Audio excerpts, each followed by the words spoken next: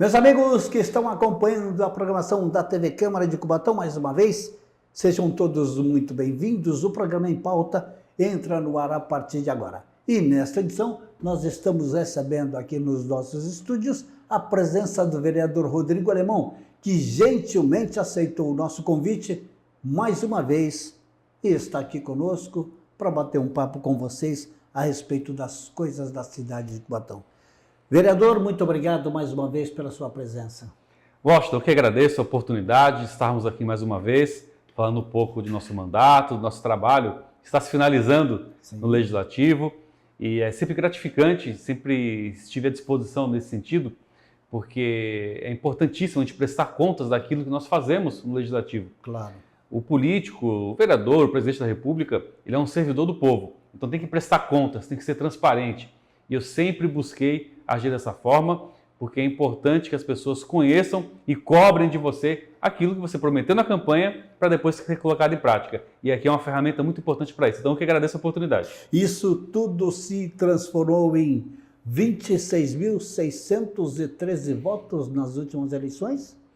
Washington, todos sabem que eu concorri na última eleição ao cargo de prefeito, depois de uma trajetória, de uma caminhada, que eu falo que foi até longa, porque iniciei acompanhando o meu pai, o saudoso ex-vereador Alemão, né, onde ele foi vereador por 3 mandatos, acompanhei de bem perto ele, em um momento como assessor, depois que eu me formei advogado, abri meu escritório e é a minha profissão, que eu sigo até hoje, eu acompanhei de bem perto e em dado momento coloquei meu nome como candidato a vereador em 2016, fui eleito já vereador na primeira disputa no qual coloquei meu nome, fui eleito presidente da Câmara de forma unânime lá em 2017, fui reeleito vereador, sendo o segundo vereador mais votado na época, e agora coloquei meu nome como prefeito porque eu entendi que eu poderia render muito mais na condição de executor das políticas públicas da cidade, depois de toda essa experiência que eu fui adquirindo ao longo da minha vida. E alcançamos uma votação muito expressiva, em que me sinto muito orgulhoso de ter colocado o meu nome de uma campanha simples no qual nós realizamos, uma campanha onde nós falamos as nossas propostas para a cidade, pontuamos que Cubatão tem que progredir muito mais e alcançamos uma votação onde faltou muito pouco para ser eleito prefeito, onde o prefeito eleito César, salvo engano, teve 560 e alguma coisa votos a mais, mas não são 500 votos que vão parar com o meu propósito de continuar trabalhando pela cidade. É óbvio que a partir do dia 1º de janeiro de 2025, está se aproximando, como cidadão, como munícipe, como advogado de nossa cidade atuante, como morador, residente, com uma família que está aqui na cidade, que vive a cidade 24 horas. Eu não estou aqui em Cubatão somente em época de eleição, então nós sabemos que podemos fazer muito mais, independente de estar no mandato, exercendo o mandato ou não. Sim. Eu vou fazer isso. Eu vou mostrar para a população cubatense que nós, cidadãos, temos direitos e deveres e temos que colocá-los em prática e cobrar dos eleitos. Claro. Porque a partir de quando você é eleito vereador, prefeito, você representa a todos. E é assim que eu penso, que eu trabalho hoje no mandato e daqui a pouco estarei na condição de cidadão, de munícipe, trabalhando pela cidade de Cubatão e, óbvio, colocando sempre algo que seja propositivo, que é o que eu faço no mandato como vereador, não é? Sim. E tudo em prol da população, né? Independente sempre de estar ou não como vereador, isso que o senhor disse é cobrar dos que foram eleitos, que irão assumir no dia 1º de janeiro, em prol da população. Isso que é o mais importante. Exatamente, Washington. É um trabalho em que todos nós temos responsabilidades. A responsabilidade do eleitor, do munícipe, não é só quando vai lá, aperta lá na urna o voto, escolhe. É acompanhar, né, vereador? Acompanhar, é cobrar, é você saber que todos fizeram promessas, você tem que cobrar essas promessas. No caso do concorrente ao executivo, ao prefeito, tem um plano de governo devidamente registrado, público no Tribunal Superior Eleitoral, tem que ser cobrado da forma correta, da forma legal. Claro, e é assim que agirei. Claro. E o mesmo aconteceria com o senhor se fosse eleito, né? Sem dúvida, acho.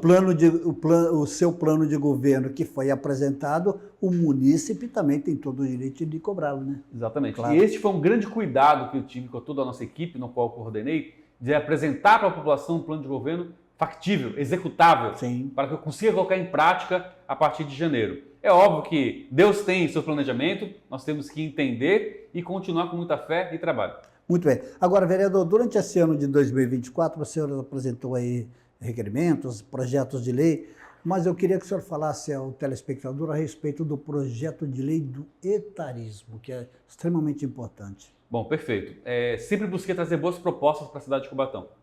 E não vai ser diferente até o último dia no qual eu exerço o nosso mandato. E o etarismo, para quem não tem conhecimento do que se trata, é a discriminação por faixa etária de idade. Sim. E é mais notório, mais incisivo aos idosos, onde uma parcela, infelizmente, da população parece que não tem conhecimento que um dia nós seremos idosos, se Deus quiser, primeiro ponto. É isso aí. Segundo ponto, discriminar um idoso é você discriminar a experiência, alguém que já viveu algo no qual você não viveu ainda. E é notório, é latente isso na nossa sociedade, principalmente no seio do mercado de trabalho e familiar. Então aquela pessoa às vezes não consegue entrar no mercado de trabalho em razão da idade.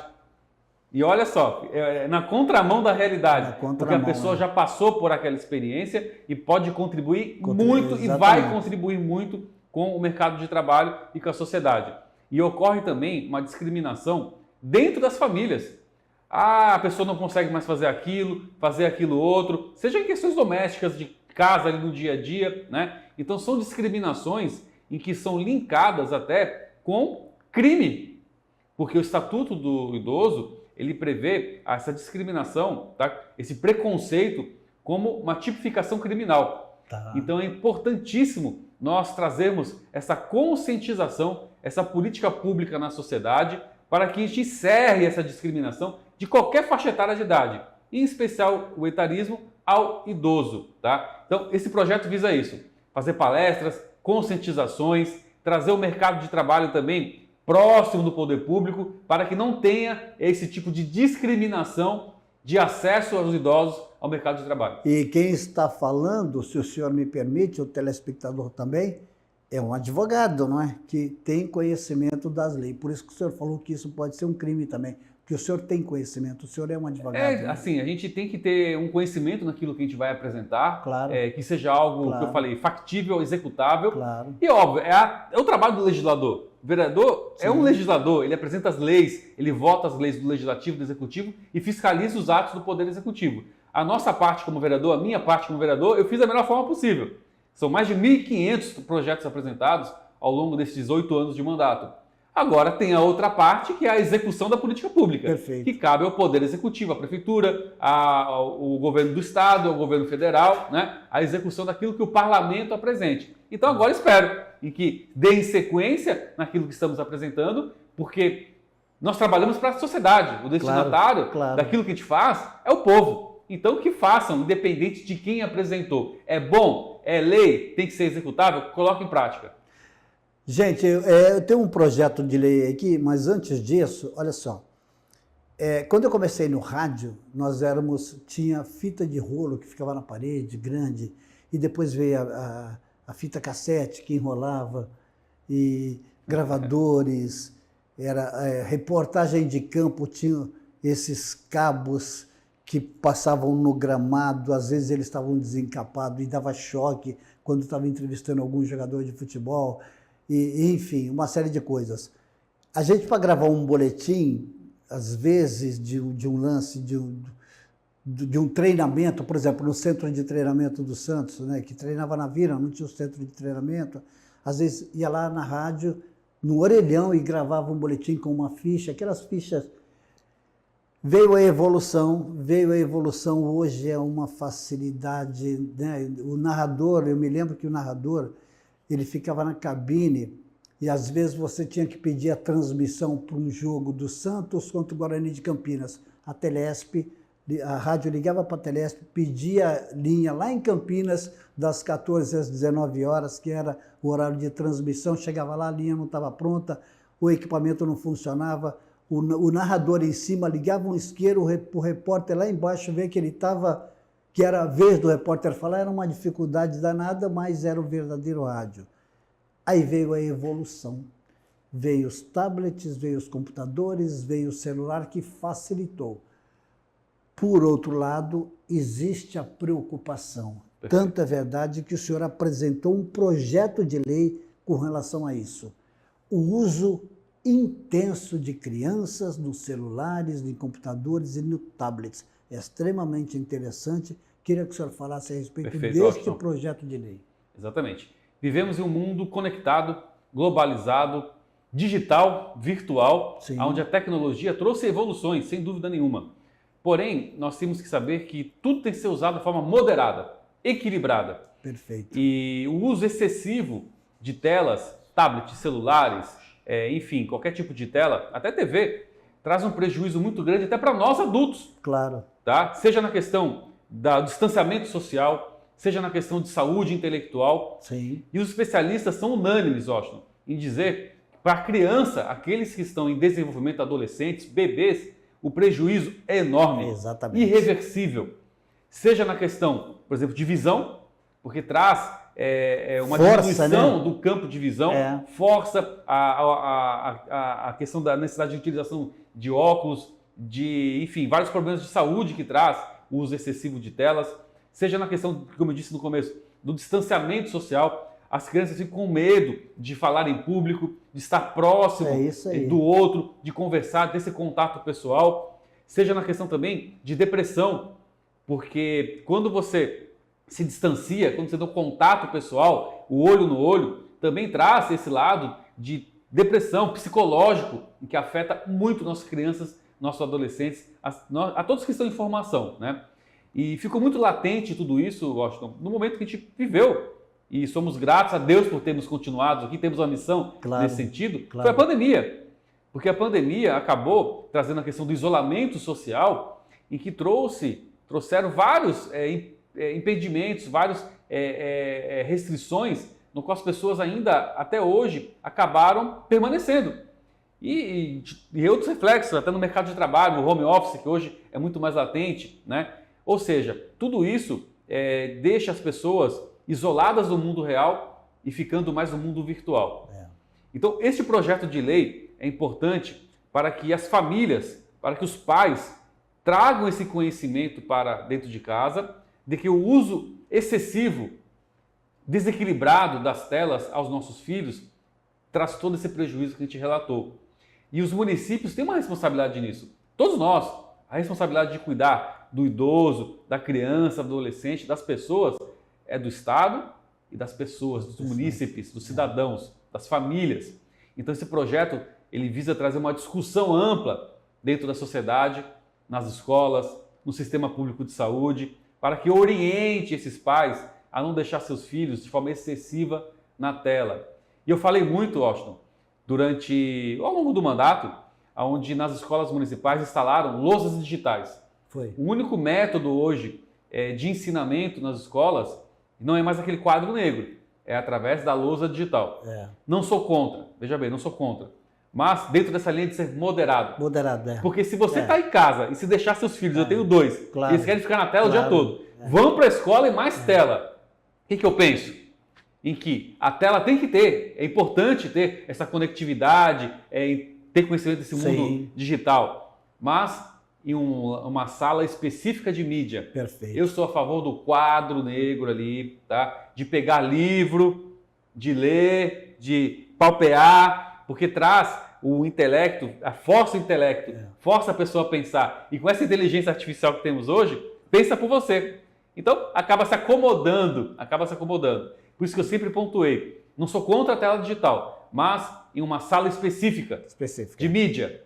No dia a dia é quadro. Como diz o Roberto Carlos, não sou contra o progresso, mas apelo para o bom senso. Tem que, né? Respeito quem pensa diferente, mas sim, claro, tem que ser de forma equilibrada. É isso que eu sempre pontuei. Vereador, nosso programa está chegando ao final. Queria que o senhor falasse rapidamente a respeito do Summit Connect, que o senhor esteve lá representando a cidade. Perfeito. Por favor. Bom, um assunto importantíssimo, no qual participei semana passada, salvo engano, na sexta-feira passada, lá no Valongo, no Porto de Santos. De um evento promovido pela Comissão de Portos e Aeroportos, onde é comandada pelo deputado federal Paulo Alexandre Barbosa, um grande amigo, um competente político, exemplo político. E ali foi se discutido relação do Porto Indústria, por exemplo, relação Porto-Cidade. E sabemos que temos aqui em Cubatão o maior polo industrial da América Latina. Estamos a 25 minutos do maior porto da América Latina. Então essa relação porto-indústria é importantíssimo para a Baixada Santista, para o desenvolvimento do país. E Sem temos dúvida. assuntos comuns que precisam ser tratados e avançados em conjunto com os municípios, com os nossos deputados federais, estaduais, governo do estado, governo federal. Dentro de pautas que eu defendo há muito tempo, a mobilidade urbana, por exemplo. Nós temos hoje praticamente o único modal de transporte de passageiros, o rodoviário, só o ônibus, veículos, né? Onde é necessário ter uma conexão através do sistema ferroviário, trem de passageiros, o VLT vir até Cubatão. São pautas que eu defendo desde 2017, apresentando comissões, óbvio, dentro da limitação que o vereador pode fazer. E essa palestra visou justamente trazer essas discussões para que tenhamos ali metas a serem trabalhadas pelos municípios, pelo governo do estado, governo federal, todo mundo unido em prol da sociedade. Vivemos uma Baixada Santista, uma região metropolitana, temos problemas e soluções comuns. Então é necessário ter o conhecimento e a ação de trabalho para que tire do papel e traga o benefício para a sociedade. E por isso que todas as palestras que tem, essas discussões, esses ciclos de debates, eu acompanho, porque a gente consegue trazer frutos para a cidade dentro da atuação parlamentar. Claro. E após isso, como cidadão, estarei ali reivindicando e acompanhando. Muito bem. Vereador, o programa chegou ao final, parece que não, mas passa rápido, né? Mas nós queremos agradecer aqui em meu nome, em nome de toda a equipe da TV Câmara, porque durante esse ano de 2024 não teve um momento que o senhor se curvou a não vir ao programa para conversar com a população.